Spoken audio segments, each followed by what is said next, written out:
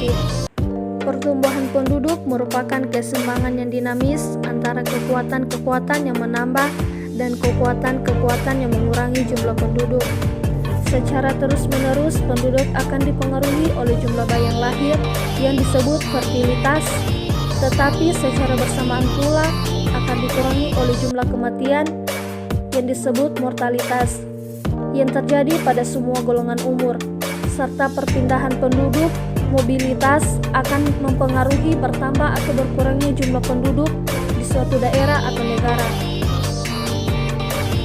Perkembangan penduduk tanpa disertai dengan kontrol untuk mengukur jumlah penduduk yang diinginkan hanya akan menumbuhkan masalah sosial ekonomi dengan segala akibatnya. Pertumbuhan penduduk yang tinggi dari tahun ke tahun memerlukan tambahan investasi dan sarana di bidang pendidikan, kesehatan, perumahan, dan sebagainya.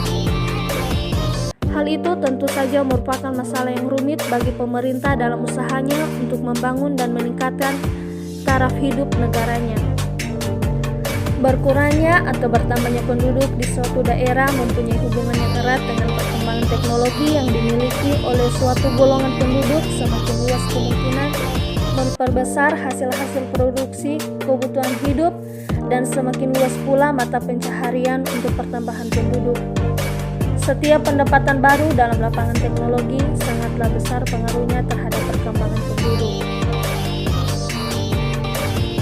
Untuk mengetahui banyaknya penduduk suatu daerah atau negara pada waktu tertentu, maka dilaksanakan sensus penduduk atau perhitungan caca, survei, serta catatan-catatan untuk dianalisis disusun menjadi angka.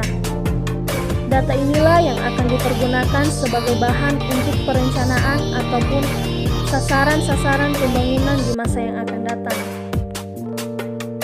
2. Demografi sebagai ilmu. Materi demografi bervariasi dari waktu ke waktu atau tempat satu dengan yang lain. Philip M. Hauser dan August Gaudenita yang dikutip Lawrence Buku pada tahun 1991 mengajukan definisi demografi.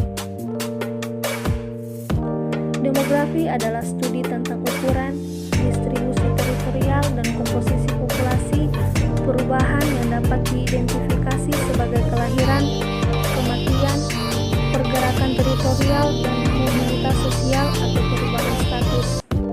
Robert H. Lawler dan Leon F. Broga pada tahun 1981 dalam karya ilmiahnya Demografi Populasi dan Kebijakan mengajukan demografi menekankan kajian tentang 1. Ukuran komposisi dan sebaran populasi di suatu wilayah tertentu. 2. Perubahan populasi dan distribusi penduduk. 3. Komponen perubahan. 4. Faktor yang mempengaruhi komponen ini. 5. Kemudian konvergensi perubahan ukuran populasi komposisi komponen distribusi itu sendiri. Demografi mempunyai makna yang luas sepanjang pembicaraan yang berkaitan dengan penduduk atau kependudukan. Demografi adalah ilmu yang mempelajari tentang banyak penduduk, sebaran komposisi dan mobilitas penduduk. Batasan di atas sering disebut demografi, karena secara tegas demografi hanya mempelajari banyaknya penduduk, komposisi penduduk, perubahan penduduk, ditinjau dari kelahiran, kematian, dan mobilitas. Studi kependudukan bertujuan untuk mendeskripsikan keunikan penduduk tertentu, menemukan permasalahan, dan mencari alternatif pemecahan masalah kependudukan. Oleh karena itu, studi kependudukan dikembangkan untuk kepentingan praktis pemecahan masalah kependudukan. 3. Metode demografi. Demografi sebagai disiplin ilmu dikembangkan melalui metode, seperti halnya disiplin ilmu lain, yaitu metode ilmiah atau metode keilmuan. Menurut Jujur S. Suryan Sumantri pada tahun 1989 dalam bukunya Filsafat Ilmu menyatakan metode keilmuan merupakan cara memperoleh kebenaran pengetahuan dengan berpikir rasional atau deduktif dan berpikir empiris atau induktif. dengan alur berpikir deduktif, hipotetik, induktif atau rasional, hipotetis, empiris atau sebaliknya. Metode analisis yang digunakan adalah metode analisis kuantitatif dan metode analisis kualitatif. Analisis kuantitatif merupakan pengelolaan data kependudukan yang termaksud data kuantitatif, misal analisis komposisi penduduk berdasarkan kelompok umur, analisis rata-rata kelahiran dan kematian, sebagainya.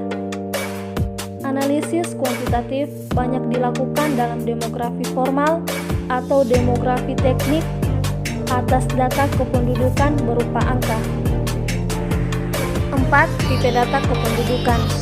Tipe data kependudukan dibagi menjadi 6 bagian, yaitu yang pertama, population size atau jumlah penduduk, 2. Mortality atau kematian, 3. Fertility atau kelahiran, 4. Geography mobility atau migrasi, 5. Population distribution atau sebaran penduduk, 6. Population characteristic atau karakteristik penduduk. 5. Hubungan demografi dengan ilmu lain. Demografi mempelajari manusia sebagai penduduk atau population. Penduduk mempunyai dimensi individu, budaya, sosial, dan tempat tinggal. Individu manusia harus dipandang sebagai pribadi atau personal yang terdiri dari dimensi jiwa dan raga. Fungsi-fungsi jiwa manusia dipelajari oleh psikologi secara mendalam. Misal, rasa sakit timbul dari unsur-unsur materi atau fisik tertentu. Sistem fungsi organ dipelajari oleh biologi. Dalam hal ini, terutama proses fertilitas, mortalitas, kesehatan, dan penyakit.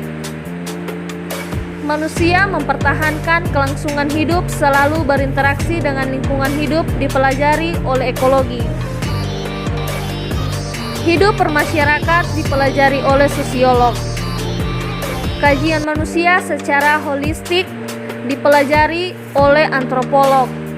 Berdasarkan kajian dimensi manusia di atas, maka demografi menggunakan konsep teori dalam prinsip dari berbagai disiplin ilmu di atas. Sekian materi yang telah saya jelaskan. Saya ucapkan terima kasih. Assalamualaikum warahmatullahi wabarakatuh.